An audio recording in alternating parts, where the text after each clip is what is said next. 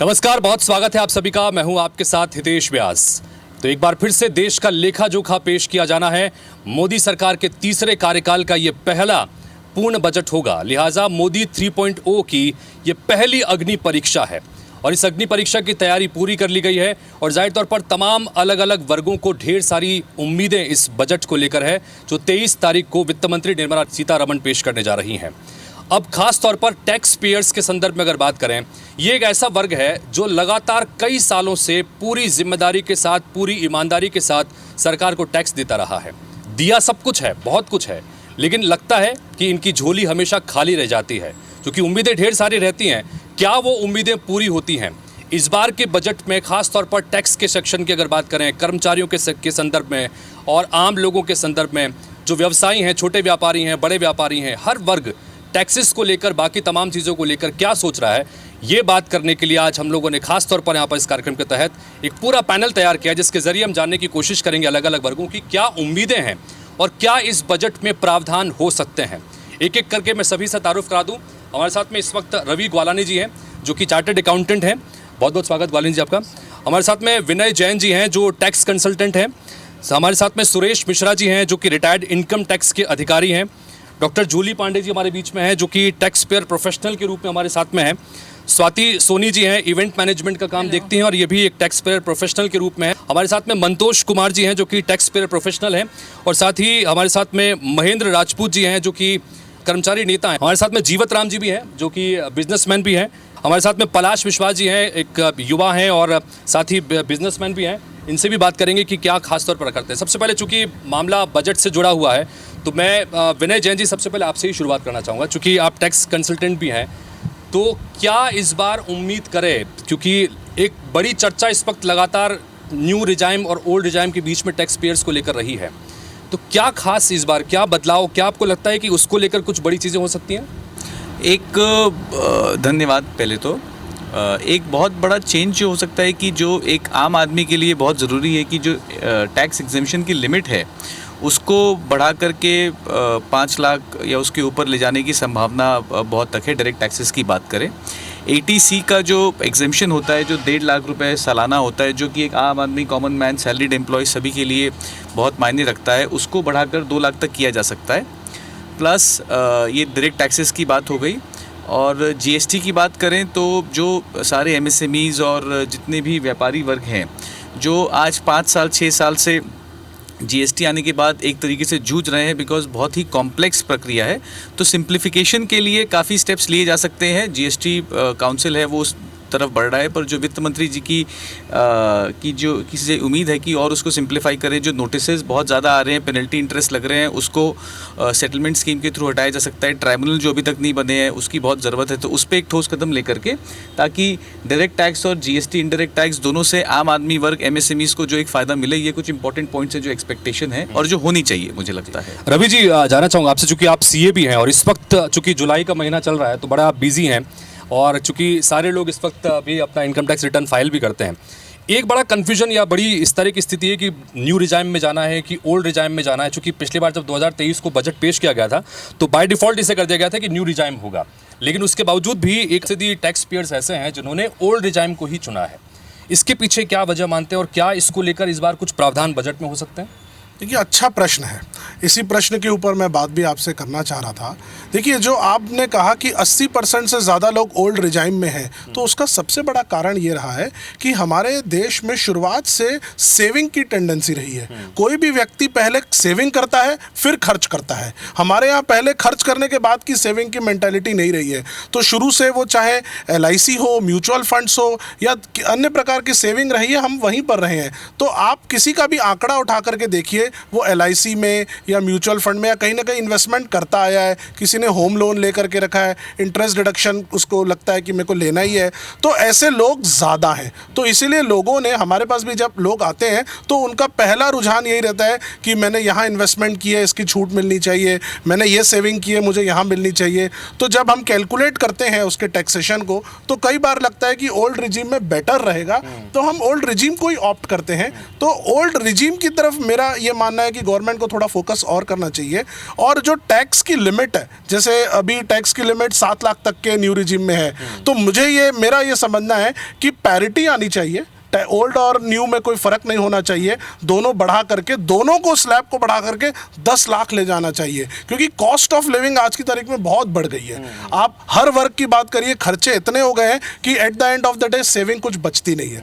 दूसरा, home loan के deduction की अगर आप बात करेंगे तो अरसा हो गया, 1.5 लाख था, 2 लाख पे रुका हुआ है, वो 1.5 से 2, इसको बढ़ाया जाना चाहिए, क्योंकि आज की तारीख में सस्ते घर उस लेवल पे नहीं मिल रहे हैं, क्योंकि ओवरऑल कॉस्टिंग बढ़ चुकी है। और दूसरा बड़ी चीज़ जो मुझे ऐसा लगता है कि एक स्पेशल स्लैब जो पहले फीमेल्स के लिए होता था कि अगर महिला कमा रही है तो उसकी स्लैब लिमिट हाई होती थी, जो बाद में धीरे से बंद हो गई है। तो मुझे ऐसा लगता है कि वापस फीमेल्स के उस स्लैब के ऊपर फोकस करना चाहिए कि अगर कोई एक महिला काम कर रही है, फील्ड में जा रही है, तो उसके लिए चैलेंजेस एक मेल से ज़्यादा रहते हैं, तो उन चैलेंजेस को मीट करते हुए एक फीमेल की स्लैब को वापस रीइंट्रोड्यूस करते हुए और एक लिमिट बढ़ा करके देनी चाहिए, ऐसा मेरा मानना है। स्वाति जी आपके पास में बैठी हुई हैं, आपने खासतौर पर फीमेल्स का जिक्र किया। स्वाति जी, क्या उम्मीद कर रही हैं इस बार की बजट में?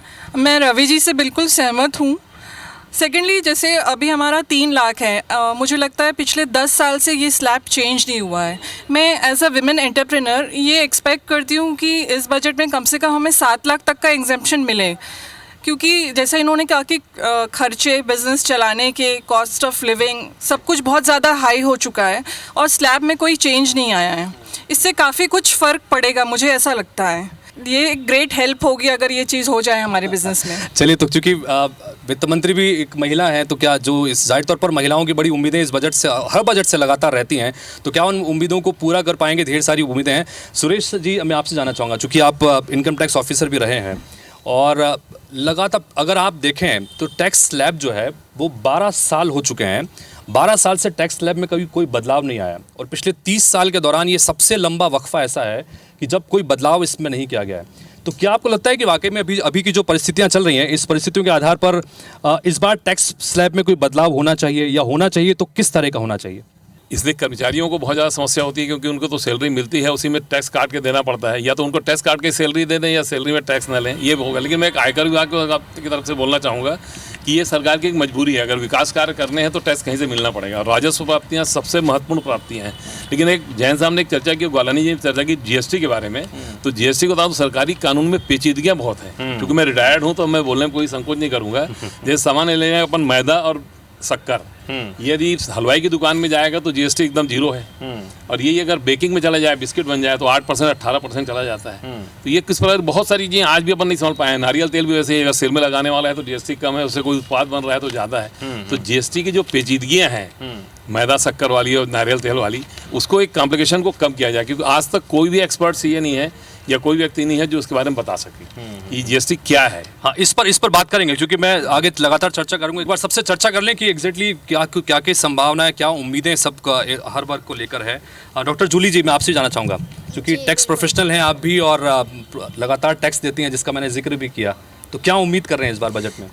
एक्चुअली देखिए, मैं ऑल ओवर बजट को लेकर ये बोलना चाहूँगी कि जैसे सर ने बोला कि जीएसटी को लेकर के बहुत सारे ऐसी पेचीदा चीज़ें हैं जो बहुत मध्यम वर्गीय के लोग जो होते हैं या जो कॉमन पीपल होते हैं वो नहीं समझ पाते हैं। उसका सबसे बड़ा रीज़न ये है कि अगर हम एंड यूज़र देखें ना, या जो एंड पेयर होता है वो मध्यम वर्गीय लोग ही होते हैं। क्योंकि आप जो अभी अपना पॉलिसी है टैक्स पेयर करने का, इसमें बहुत ज़्यादा सुधार की गुंजाइश है। गुंजाइश इसलिए है क्योंकि जो इनकम टैक्स डायरेक्ट टैक्स पे कर रहा है वो तो मध्यम वर्गीय लोग ही है, वो सैलरीड एम्प्लॉयड ही है, उनके पास गुंजाइश ही नहीं है कि वो अपना टैक्स कहीं किसी भी तरीके से सेव कर पाए।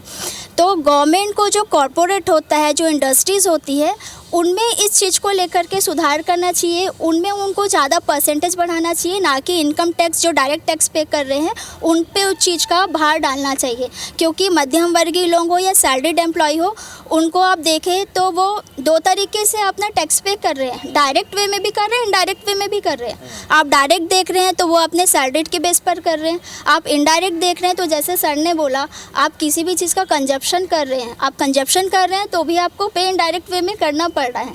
तो ये जो सुधार की गुंजाइश है बहुत ज़्यादा है और गवर्नमेंट को इस चीज़ में ध्यान देने की नीड है। इससे क्या होगा, इससे कहीं ना कहीं देश की इकोनॉमी भी सुधर सकती है। वो कैसे सुधर सकती है? अगर मध्यम वर्गीय लोगों के में टैक्स पे करने का लोड कम आता है तो उनके पास अपने बजट को लेकर के चीज़ें थोड़ी बढ़ जाएंगी और वो कंजप्शन ज़्यादा से ज़्यादा करेंगे। अगर वो कंजप्शन ज़्यादा करेंगे तो कहीं ना कहीं देश की इकोनॉमी ग्रोथ कर सकती है। तो ये आपने अच्छी सलाह भी दी यहाँ पर, चूंकि अगर आम उपभोक्ता है उसके जेब में ज़्यादा पैसा होगा, टैक्स को से लेकर थोड़ी सी अगर रिलैक्सेशन होंगी तो जाहिर तौर पर इकोनॉमी इससे फ्लरिश करती है। ये सब चीज़ें भी हैं। मंतोष जी, आपसे जाना चाहेंगे क्या उम्मीद आप कर रहे हैं इस बजट को लेकर, चूँकि आप भी एक टैक्स पेयर प्रोफेशनल हैं और जैसे कि हमने अभी चर्चा की यहाँ पर कि बजट में जो टैक्स स्लैब में बदलाव नहीं हुआ है, बहुत लंबा अरसा हो गया है, महंगाई लगातार बढ़ रही है। 1 रुपए की जो कीमत थी आज उसकी कीमत करीब 55 पैसे के आसपास हो चुकी है आज से 10-12 साल पहले की स्थिति में। जी। तो ये बहुत सारे बदलाव भी हैं, तो इसको कैसे देख रहे हैं आप? जी बिल्कुल, एज अ सैलरी क्लास मैं सैलरी वेतनभोगी लोगों के हिसाब से मैं बोलना चाहूँगा कि अभी जैसे जो भी सैलरी क्लास लोग हैं वो अपने होम टाउन से बाहर जाकर काम करते हैं, मैक्सिमम इसमें बाहर करते हैं। तो आज रेंटल अलाउंस के रूप में क्या मिलता है एक वेतनभोगी को, जो पहले आज कितने सालों से चलते आ रहा है। आज ट्रैवल अलाउंस के रूप में हमें क्या छूट मिल रहा है, उसमें चेंजेज होना चाहिए। आज जिस हिसाब से, जैसा आपने भी बताया कि लिविंग कॉस्ट बढ़ रहा है, इन्फ्लेशन रेट बढ़ रहे हैं, तो हमें कहीं ना कहीं रेंटल अलाउंस हो गया, ट्रैवल अलाउंस हो गया, इस पर फिर से एक बार देखने की ज़रूरत है, इसको रिवाइज़ करने की ज़रूरत है। अपार्ट फ्रॉम दिस इसमें और भी क्या हो सकता है कि जैसे सर ने अभी रवि सर ने बताया कि जो एटीसी में रिबेट होना चाहिए वो बढ़ना चाहिए। आज जो भी सैलरी क्लास लोग हैं, हैंड टू माउथ है, आज जो आता है पैसा वो आधे टैक्स में जाते हैं और बाकी रेंट में और ईएमआई में जा रहा है, तो उनके पास क्या बच रहा है। तो हमें तो सरकार से एक्सपेक्टेशन ये है कि हमारा जो सब्सिडाइज होना चाहिए एक सैलरी क्लास लोगों में, वहाँ पे कहीं ना कहीं बदलाव की ज़रूरत है। ये हमारी एक्सपेक्टेशन। सैलरीड क्लास के लिए अभी आपने सुना एक्सपेक्टेशन को लेकर, चूंकि हमारे बीच में व्यापार जगत से भी जीवत राम जी हैं। जीवत राम जी बिजनेसमैन हैं चूंकि, और खास तौर पर छोटे व्यापारी जो उनके एक लिमिट में जिनका व्यापार होता है, इन सब की बड़ी उम्मीदें रहती हैं। और टैक्सेस को लेकर, जीएसटी की तमाम चीज़ों को लेकर बहुत सारी पेचीदगियाँ हैं। आप किस तरह से देखते हैं, क्या उम्मीद कर रहे हैं इस बार बजट में? आप क्या ऐसे प्रावधान है जो होने ही चाहिए? 10-12 साल से जो अपना जो इनकम टैक्स का जो सीमा है उसको स्थिर कर दी गया, उसकी सीमा बढ़ानी, जैसे रवि भाई ने बोला। इसलिए मैं बोलता हूँ कि जैसे मध्यम वर्गीय हम लोग हैं, हम लोग को टैक्स के कारण से जीएसटी आज तक बड़े बड़ों को समझ नहीं, हम लोग को भी समझ में नहीं आती है। ये 9% और 9%, 9% गवर्नमेंट, सेंट्रल गवर्नमेंट लेती है, 9% स्टेट गवर्नमेंट लेती है। पहले यही 4% था और 8% था। तो आम आदमी तो पिस रहा है ना इसमें, टैक्सेस में बहुत तकलीफ है। और दूसरा, गवर्नमेंट को अपने खर्चे कम करना चाहिए। जो इन लोग को विशेष छूट है नेता लोग को, ये नेता लोग की छूट में बैन होना चाहिए, क्योंकि वही चीज़ हमको यहाँ पे 15 रुपये मिलती है, उनको 2 रुपये मिलती है।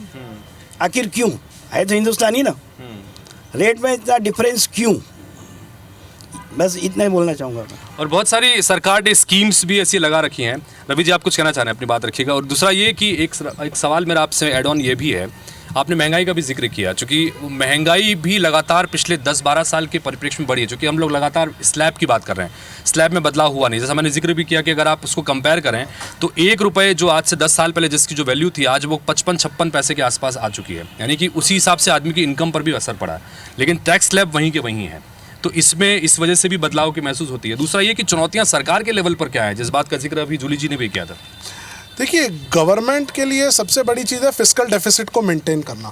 आज की तारीख में देश में हर वर्ग की उम्मीदें बहुत हैं। हर व्यक्ति चाहता है कि उसके लिए कुछ सरकार करे, लेकिन सरकार के पास कई बार ऐसा होता है कि संसाधन सीमित रहते हैं, तो कभी किसी को वो खुश कर पाती है, किसी को खुश नहीं कर पाती है।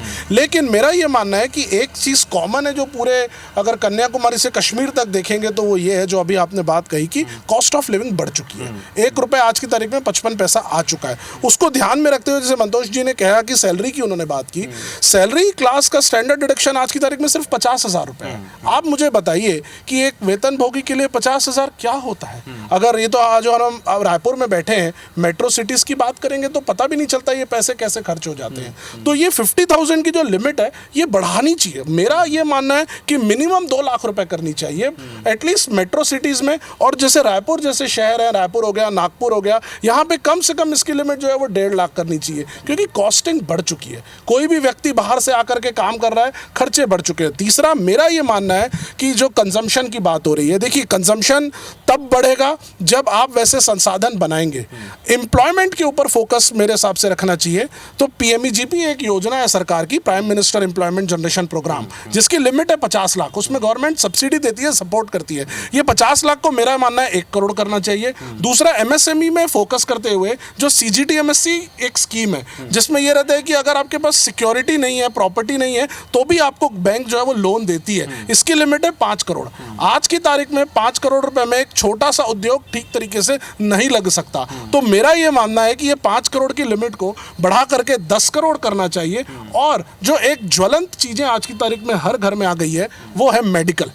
हर घर में मेडिकल की प्रॉब्लम है, कहीं बुजुर्ग है, कहीं बच्चे हैं, कहीं महिलाएं हैं। तो मेडिकल इंश्योरेंस के लिए जो लिमिट है, उसको सीधे ड्रास्टिकली बढ़ाना चाहिए, क्योंकि सारे मेडिकल इंश्योरेंस आप उठाइए, सब 1-1 लाख रुपए, 70,000 रुपए, 1.5 लाख रुपए ऐसे प्रीमियम आ गई है, स्पेशली सीनियर्स लोगों के लिए। तो मेरा ये मानना है कि वो उसको अच्छे से या तो रेगुलेट करें, या नहीं तो उसकी छूट को बढ़ा करके 1 या 1.5 लाख रुपए करें, ताकि जो मेडिकल इंश्योरेंस में सपोर्ट ले रहा है तो उसको एटलीस्ट छूट तो मिल सके। ठीक है विनय जी, मैं एक सवाल आपसे भी जानना चाहूँगा, क्योंकि टैक्स को लेकर हम लगातार बात कर रहे थे। ओल्ड रिजाइम और न्यू रिजाइम को लेकर अक्सर लगातार हम चर्चा कर रहे हैं इसमें, और मैंने बताया भी कि आंकड़े क्या कहते हैं। तो क्या इसको लेकर कुछ प्रावधान संभव है? इसमें महंगाई को भी ध्यान में रखते हुए, चूंकि टैक्स स्लैब डिसाइडेशन में भी एक इंपॉर्टेंट फैक्टर होता है, तो क्या आपको लगता है कि इसको लेकर कुछ प्रावधान ओल्ड के लिए भी, न्यू के लिए भी इस बार हो सकते हैं कुछ? डेफिनेटली एक, जैसा मैंने पहले कहा, सिंप्लीफिकेशन बहुत ज़रूरी है, वो इनकम टैक्स हो या GST हो। और ये 2 रिजीम देने का पर्पस एक ट्रांजिशन का हो सकता है, जो सरकार की एक मनोदशा रही होगी। पर अब मुझे लगता है कि चीज़ें क्लियर है, जैसा और भी हमारे एक्सपर्ट्स ने कहा कि काफ़ी लोग ओल्ड रिजीम में ही जाते हैं, न्यू रिजीम में बहुत कम लोग गए हैं।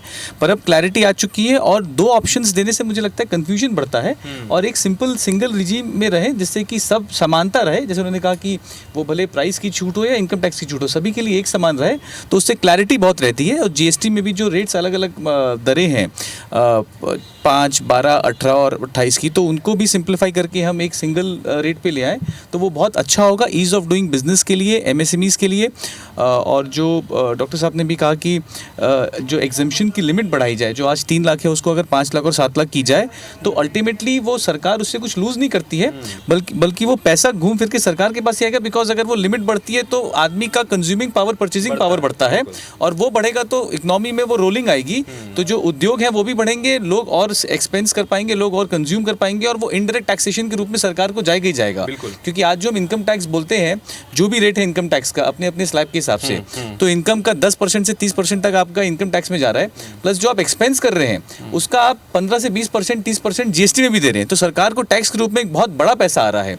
तो उसको कॉमन एक पर्सन के लिए एग्जम्पशन लिमिट को बढ़ा के सिंप्लीफाई करने की बहुत आवश्यकता है, जो एक सिंगल रिजीम से हो सकती है। बिल्कुल, सिंगल रिजीम से हो सकती है। जो अगर 2 रिजीम अगर चल रहे हैं तो जाहिर तौर पर ये कन्फ्यूजन पैदा करते हैं। इस कन्फ्यूजन को दूर करने के लिए सिंगल रिजाइम की तरफ कुछ सकारात्मक कदम होने चाहिए, इस बात की उम्मीद कर रहे हैं। हमारे साथ में महेंद्र जी भी हैं। महेंद्र जी, आप चूँकि कर्मचारी वर्ग से हैं और सबसे ज़्यादा उम्मीदें रहती हैं इस सेक्टर को, तो आपको क्या लगता है, क्योंकि टैक्स में राहत मिलनी चाहिए और साथ ही नगद इनकम यानी कि जेब में पैसा बढ़ना चाहिए, ये सभी की उम्मीद रहती है हर कर्मचारी की, आप क्या उम्मीद करते हैं? जी बिल्कुल, एक कर्मचारी के तौर पे और कर्मचारी नेता के तौर पे, जैसा कि हमारे एक्सपर्ट्स ने बताया कि हम लोग बहुत आशान्वित रहते हैं जब भी कोई बजट आता है तो कर्मचारियों को टैक्स लिमिट के लिए। आप सबने जैसा बताया, स्वाति मैडम ने भी बताया कि लगभग 12 साल से टैक्स स्लैब में कोई परिवर्तन नहीं हुआ। 2012-13 का लगभग बेस है वो जो आज टैक्स स्लैब है हमारे पास, जबकि रुपये का लगातार अवमूल्यन हो गया और 55 पैसे के लगभग 1 रुपये की वैल्यू आज हो चुकी है। उस स्थिति में हम सरकार से यही उम्मीद कर रहे हैं कि जो टैक्स की जो लिमिट है, टैक्स स्लैब की जो लिमिट है, हमको कम से कम 10 लाख रुपए उसको करें, ताकि क्योंकि सरकार जो है हमको हमारे जेब में पैसे तो डाल रही है, एक जेब से पैसे डाल रही है, लेकिन दूसरे जेब से उससे अधिक वो निकाल रही है टैक्स के रूप में, चाहे डायरेक्ट हो चाहे इनडायरेक्ट। जैसे मैडम ने हमको बताया कि हमको डायरेक्ट और इनडायरेक्ट दोनों सैलरीड एम्प्लॉयज़ को देना पड़ रहा है। तो हम चाह रहे हैं कि पूरा कर्मचारी जगत ये उम्मीद लगा रहा है कि कम से कम टैक्स स्लैब को बढ़ा के 10 लाख रुपए का लिमिट किया जाए। दूसरी बात ये है कि हम लोगों 10 लाख की उम्मीद कर रहे हैं। बिल्कुल बिल्कुल, हम 10 लाख की उम्मीद कर रहे हैं। तो वो हम चाह रहे हैं कि सरकार ये हम हमारे साथ इतना कम से कम वो बढ़ते मर्सी करे वो। और इसी प्रकार से जो हमारी जो इनकम का बड़ा हिस्सा है 12% लगभग हम लोग GPF के रूप में और बाकी जो है सेविंग्स के रूप में हम लोग देते हैं। उसमें टोटल हमको देते हैं सरकार जो है 1.5 लाख रुपए की लिमिट रखे उसमें सेविंग्स के। अगर उस चीज़ को हमको, क्योंकि सरकार वो जो हमारा पैसा है वो सरकार लगभग लाइफ टाइम तक या अन्य सेविंग स्कीम्स में चाहे PPF हो या अन्य हो, वो पैसे एक निश्चित अवधि तक सरकार के पास ही रहती है, जिसका वो सामाजिक कार्यों में या जो भी सोशल एक्टिविटीज़ है उसमें उपयोग सरकार ही करती है। तो उसके लिमिट को भी 1.5 लाख की अपेक्षा उसको 3 लाख किया जाए, ये हमारी अपेक्षा है। इस तरीके से हमारी जो कर्मचारी जगत है वो चाह रहा है कि टैक्स के इस पर मैं रवि जी से और चेतन जी आपसे समझूंगा जो बात इन्होंने यहाँ पर रखी है कि क्या क्या उसमें चीज़ें हैं, लेकिन मैं पलाश जी को भी शामिल करता हूँ। पलाश जी, आप क्या उम्मीद कर रहे हैं? चूँकि एक युवा एंटरप्रेन्योर हैं आप और जिम चलाते हैं यहाँ पर, और जाहिर सी बात है कि टैक्स के दायरे और GST तमाम चीज़ों से लेकर आपको भी बड़ा जूझना पड़ता है। क्या उम्मीद करते हैं? देखिए सर, क्या है सबसे बड़ा जो अभी फिटनेस इंडस्ट्री की बात करें, फिटनेस हेल्थ को लेकर बात कर रहे हैं, तो इंडिया का जो सिनेरियो है अभी सबको, अभी कोरोना काल में हमने देखा कि सबको फिटनेस के लिए सब लोग जागरूक हुए, लेकिन जागरूक होने के साथ साथ जो मिडिल क्लास है या जो जाना चाहते जो मेजर लोग हैं वो अगर जिम जाना चाहते हैं तो जिम की कॉस्ट बहुत हैवी दिख रहा है, या फिर जिम का सेटअप कोई बिजनेस है जैसे हम सेटअप कर रहे हैं तो जिम का कॉस्ट बहुत हैवी है, मतलब बहुत ज़्यादा मतलब कॉस्टिंग है उसका, और जिम जाना भी उसके लिए टैक्स 18% का टैक्सेस GST 18% का उसमें लगता है।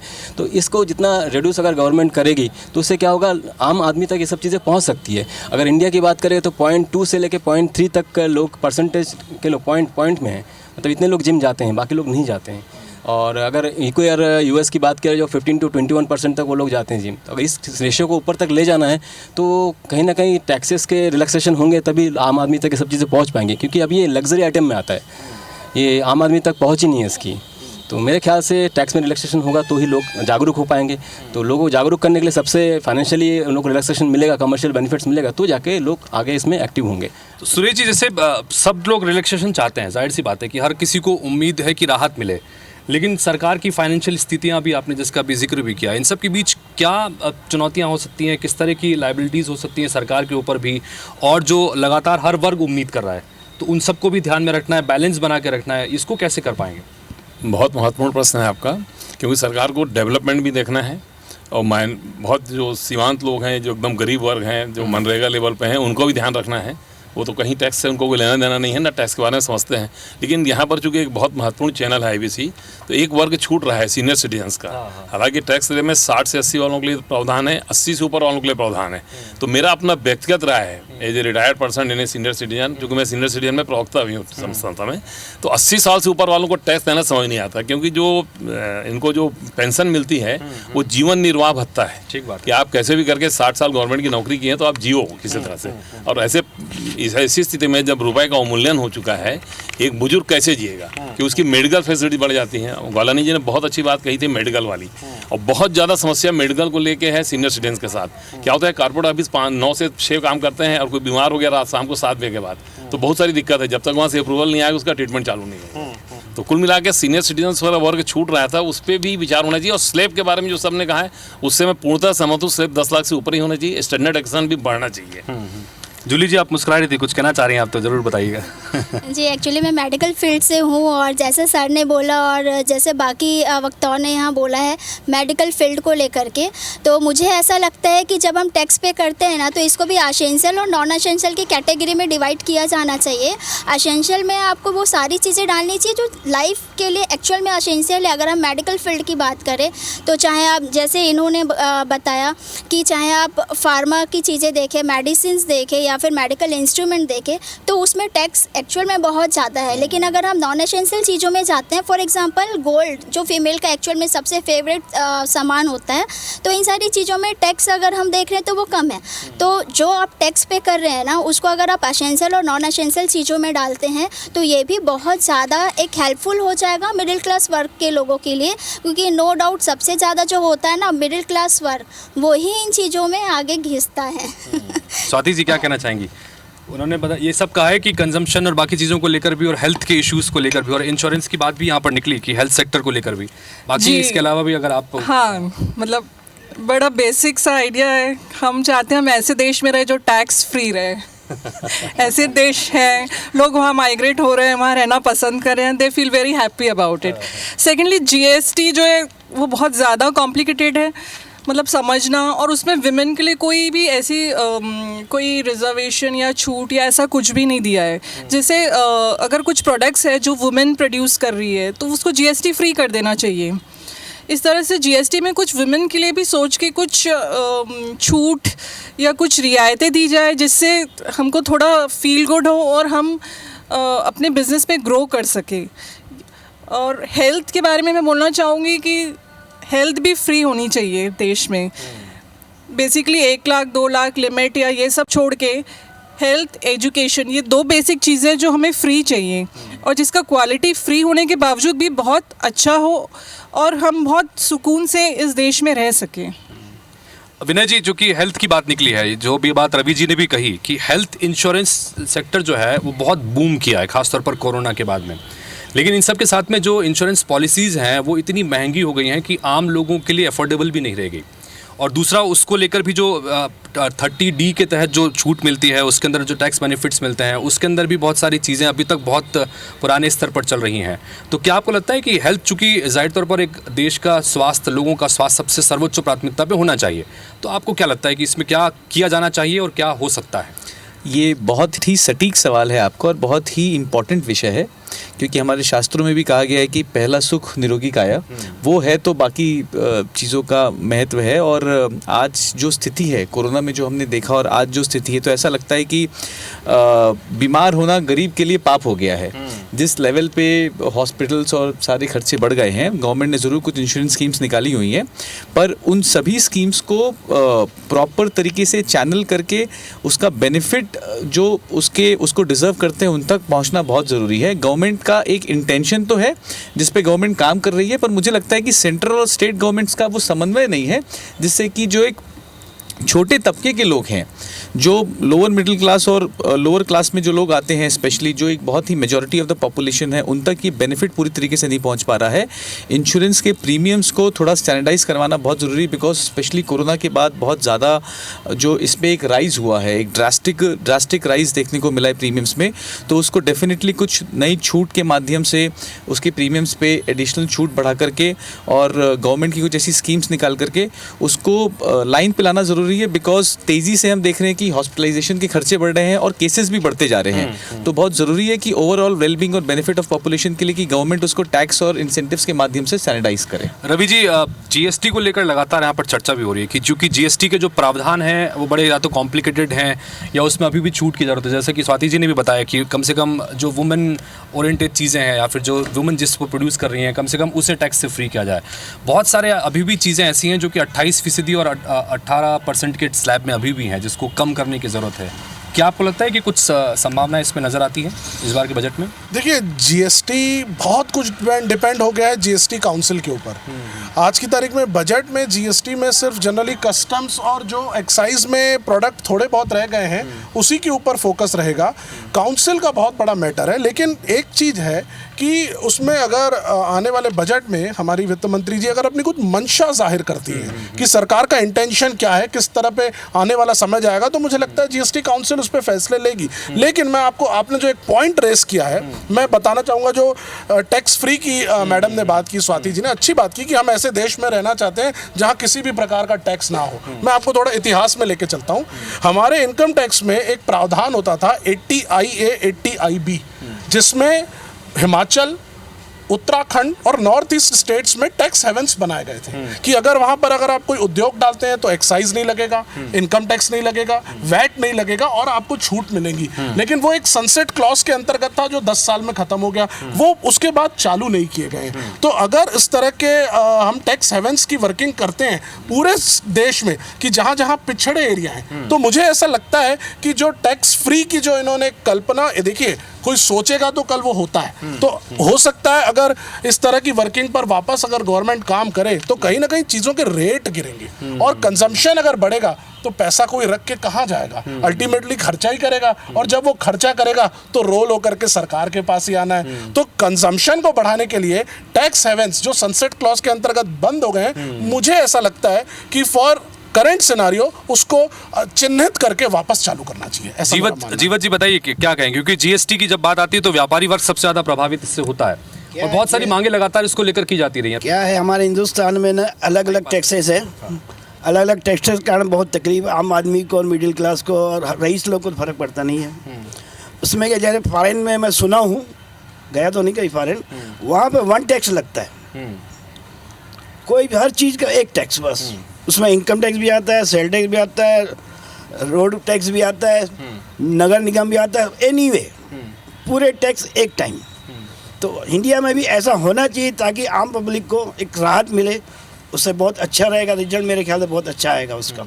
सुरेश जी, आप किस तरह से देख रहे हैं, जो कि देखिए यहाँ पर टैक्स फ्री नेशन की बात भी आई, सिंगल टैक्स जो है उसकी व्यवस्था की बात भी आई, चूंकि टैक्स से लगातार जुड़े रहे, तो क्या ये पॉसिबल है इस तरह की तमाम चीज़ों को? हालांकि जीएसटी जब लाया गया था तो यही कहा गया था कि एक टैक्स जो है बाकी तमाम टैक्सों के बजाय उसको लगाया जाएगा। अपन बजट पे ही चर्चा करने बैठे हैं, तो राजस्व प्राप्तियों में अगर टैक्स खत्म हो जाएगा तो मैं सोचता हूँ कि आज की तारीख में ये 2 सीए लोग बैठे हैं, वालानी जी और जैन साहब, बताएंगे 6000 करोड़ पर मंथ ही तो जीएसटी में प्राप्त हो रहा है, तो डेवलपमेंट वर्क कहाँ से होगा? ठीक है, सब अपन अपने हित की बात अपन सोचते हैं, लेकिन कभी कभी सरकार के बारे में सोचना चाहिए कि अगर अपन चाहते हैं कि स्कूल बने, सड़क बने, अस्पताल बने, ठीक है, एम्स जैसे अस्पताल भी हैं यहाँ पर जिसमें अच्छी सुविधाएं हैं, ठीक है, और हर प्रकार का अगर अपन चाहते हैं, लेकिन मेरा अपना सोच है चिकित्सा और शिक्षा में सरकार को बहुत ज़्यादा ध्यान देना पड़ता है, और मेरी व्यक्तिगत राय है यही 2 चीज़ निःशुल्क होना चाहिए, क्योंकि इसमें बहुत आदमी होता है।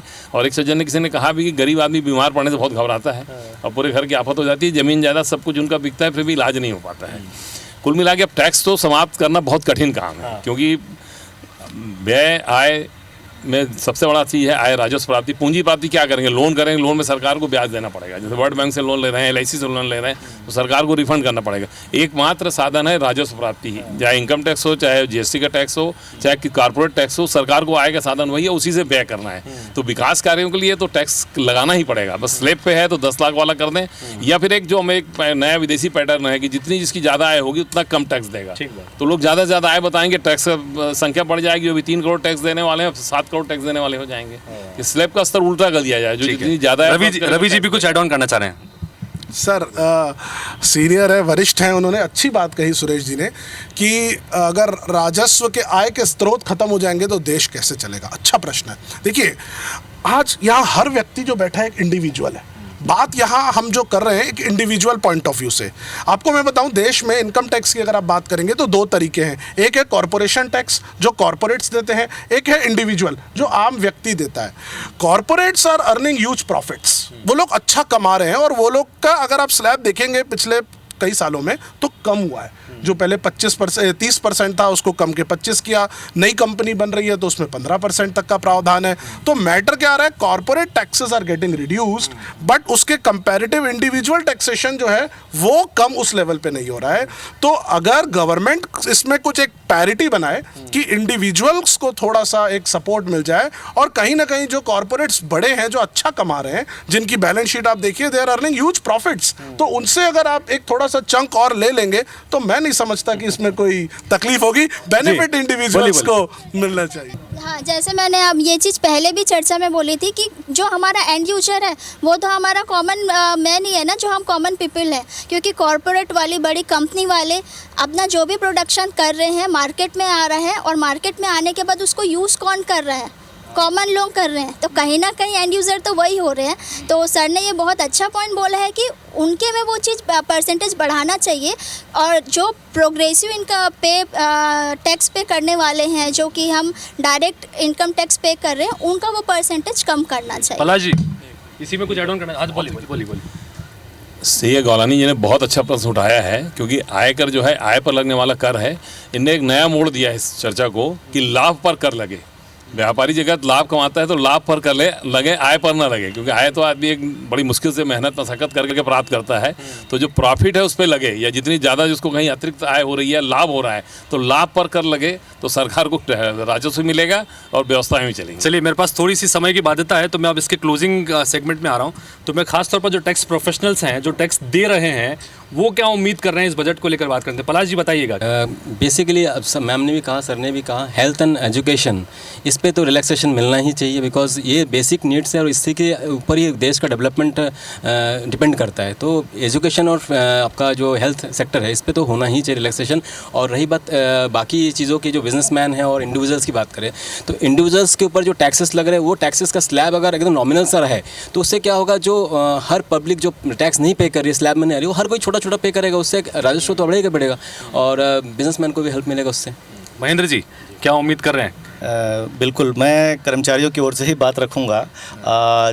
एक विषय हमारा और है जो इसे आप सबसे रिलेटेड ही है, जो आप जो बात उठा रहे हैं, एक ओपीएस का बड़ा मुद्दा है हमारे कर्मचारी वर्ग में। पिछले लास्ट ईयर में जो हमारे राज्य सरकार ने एक ऐलान किया, राजस्थान सरकार ने भी एक ऐलान किया कि कर्मचारियों के लिए ओपीएस को ऑप्ट करने का ऑप्शन उन्होंने दिया, लेकिन उसकी कोई व्यवस्थित रूपरेखा नहीं बना पाए।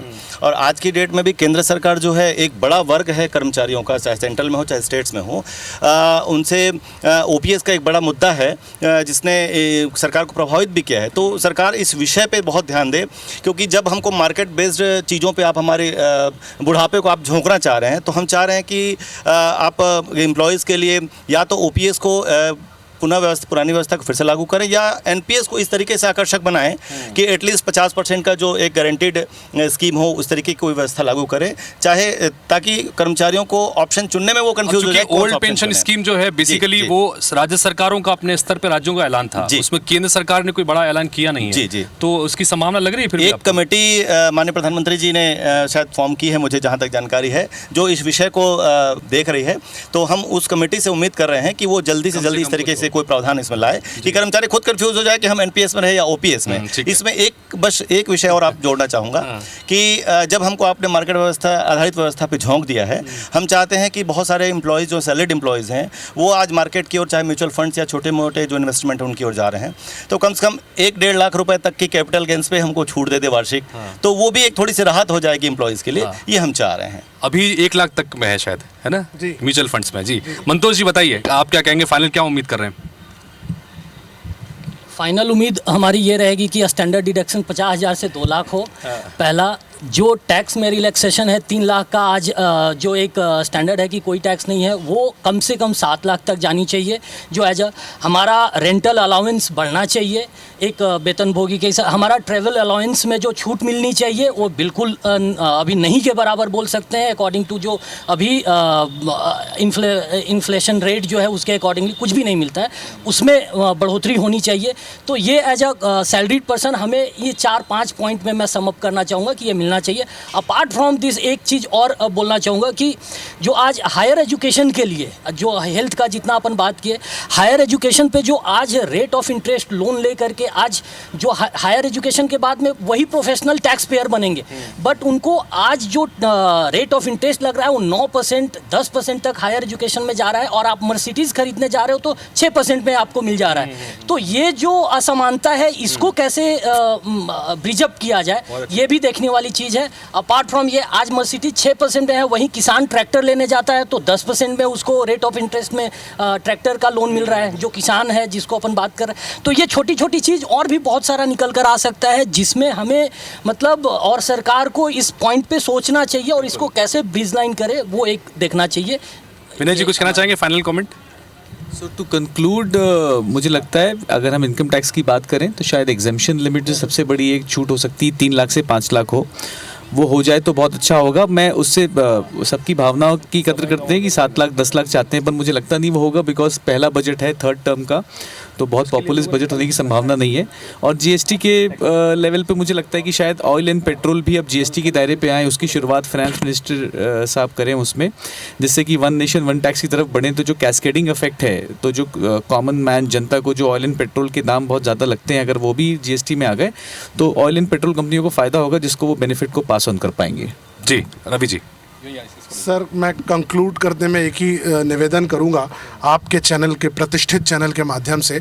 एक सैनिक वो होता है जो देश की रक्षा कर रहा है, और एक सैनिक वो है जो देश की रक्षा के लिए कंट्रीब्यूट कर रहा है, टैक्स पेयर्स। तो मेरा ये कहना है कि गवर्नमेंट को उनको फाइनेंशियल सैनिक या फाइनेंशियल सोल्जर्स के नाम से भी संबोधित करना चाहिए, ताकि प्रोत्साहन लगे कि अगर किसी ने टैक्स पटाया है तो उसको ये तो लगना चाहिए कि मैं देश के, राष्ट्र की रक्षा के लिए और देश के लिए दे रहा हूँ, तो मुझे कम से कम एक रिकॉग्निशन तो मिले। इस तरह की चीज़ें होनी चाहिए उसमें। चलिए, तो बहुत अच्छी बात यहाँ पर कही, और इसी पॉजिटिव नोट के साथ, क्योंकि उम्मीदें ढेर सारी हैं, और जैसा कि मैंने शुरुआत में कहा था कि टैक्स पेयर्स ईमानदारी से अपनी कमाई का एक हिस्सा सरकार को देते हैं ताकि देश में विकास के काम हो सके, सरकार सुचारू रूप से आगे बढ़ सके और देश आगे बढ़ सके।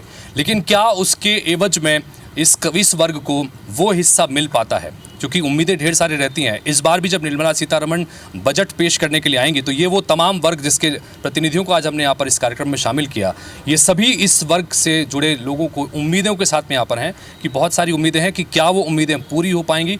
तो उम्मीद ही कर सकते हैं कि कम से कम ये उम्मीदें पूरी हों, और जब बजट का खाका निकल के सामने आए तो हर वर्ग का कम से कम उसमें ध्यान रखा जाए। इसी उम्मीद के साथ आप सभी का बहुत बहुत शुक्रिया चर्चा में शामिल होने के लिए, बात रखने के लिए। तो इसी के साथ फिलहाल इस खास पेशकश में इतना ही। खबरें और अपडेट्स का सिलसिला IBC 24 पर लगातार जारी है। नमस्कार।